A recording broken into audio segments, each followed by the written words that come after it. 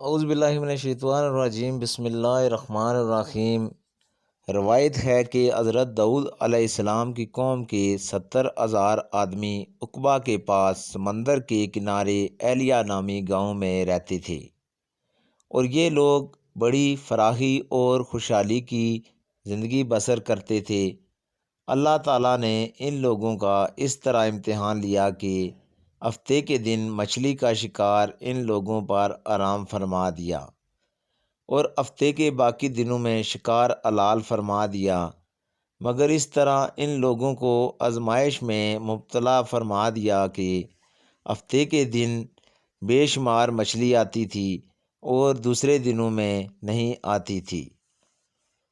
تو شیطان نے ان لوگوں کو یہ الہ بتا دیا کہ سمندر سے کچھ نالیاں نکال کر خشکی میں چند حوض بنا لو، اور جب ہفتے کے دن ان نالیوں کے ذریعے مچھلیاں حوض میں آ جائیں تو نالیوں کا منہ بند کر دو، اور اس دن شکار نہ کرو، بلکہ دوسرے دن آسانی کے ساتھ ان مچھلیوں کو پکڑ لو۔ اور لوگوں کو یہ شیطانی الہ بازی پسند آ گئی، اور ان لوگوں نے یہ نہیں سوچا کہ جب مچھلیاں نالیوں اور حوضوں میں مقید ہو گئیں تو یہی ان کا شکار ہو گیا، تو ہفتے ہی کے دن شکار کرنا پایا گیا جو ان کے لیے حرام تھا۔ اس موقع پر ان کے 3 گروہ ہو گئے۔ کچھ لوگ ایسے تھے جو شکار کے اس شیطانی ہیلے سے منع کرتے تھے اور ناراض اور بیزار ہو کر شکار سے باز رہے، اور کچھ لوگ اس کام کو دل سے برا جان کر خاموش رہے۔ دوسروں کو منع نہ کرتے تھے، بلکہ منع کرنے والوں سے بھی یہ کہتے تھے کہ تم لوگ ایسی قوم کو کیوں نصیحت کرتے ہو جنہیں اللہ تعالیٰ ہلاک کرنے والا ہے یا سخت سزا دینے والا ہے۔ اور کچھ وہ سرکش اور نافرمان لوگ تھے جنہوں نے حکم خداوندی کی اعلانیہ مخالفت کی اور شیطان کے ہیلہ بازی کو مان کر ہفتے کے دن شکار کر لیا اور ان مچھلیوں کو کھایا اور بیچا بھی۔ جب نافرمانیوں نے منع کرنے کے باوجود شکار کر لیا تو منع کرنے والی جماعت نے کہا کہ اب ہم ان نصیحت کاروں سے کوئی میل ملاپ نہ رکھیں گے۔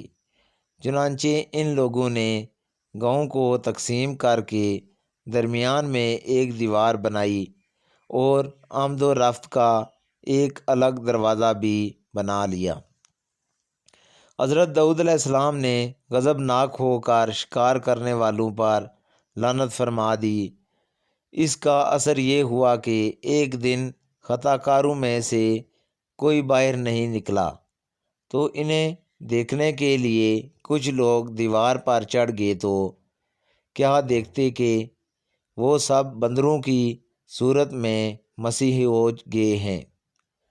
اب لوگ ان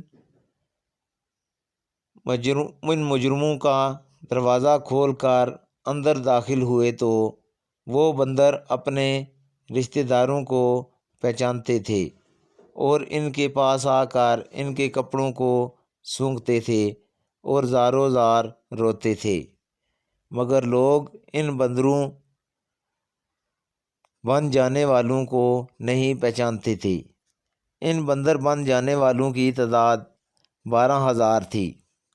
یہ سب 3 دن تک زندہ رہے اور اس درمیان میں کچھ بھی کھا پی نہ سکے، بلکہ یوں ہی بھوکے پیاسے سب کے سب ہلاک ہو گئے۔ شکار سے منع کرنے والا گروہ ہلاکت سے سلامت رہا، اور صحیح قول یہ ہے کہ دل سے برا جان کر خاموش رہنے والوں کو بھی اللہ تعالیٰ نے ہلاکت سے بچا لیا۔ آج کا واقعہ اتنا ہی، اجازت دیجیے، اللہ حافظ۔